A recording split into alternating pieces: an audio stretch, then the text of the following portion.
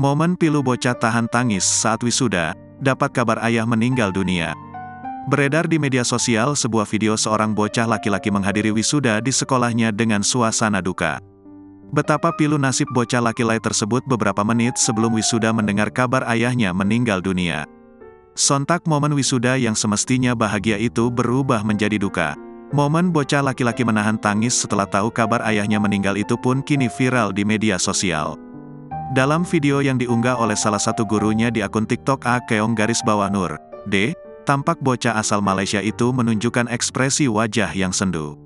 Pada hari itu, bocah yang sedang berada di acara wisudanya tiba-tiba menerima kabar duka saat sang ayah telah meninggal dunia. Kabar itu dia terima beberapa menit sebelum naik ke atas panggung.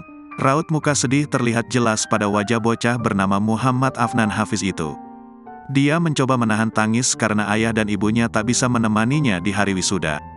Setelah tahu apa yang terjadi, pihak sekolah akhirnya mempercepat memanggil nama anak tersebut untuk maju ke atas panggung. Guru tersebut juga memposting video pendek saat Afnan naik ke atas panggung menerima ijazah.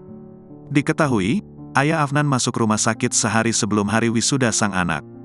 Gurunya yang akrab disapa Bu Yaya berkata ayah Afnan meninggal dunia beberapa menit sebelum wisuda dimulai.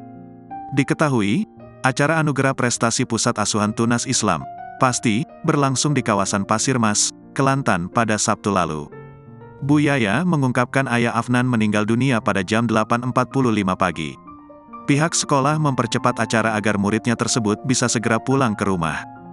Bu Yaya membeberkan reaksi Afnan setelah mengetahui kabar ayahnya meninggal dunia.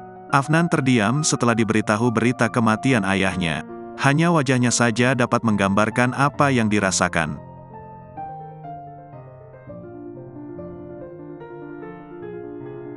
Download Tribun X sekarang, menghadirkan lokal menjadi Indonesia.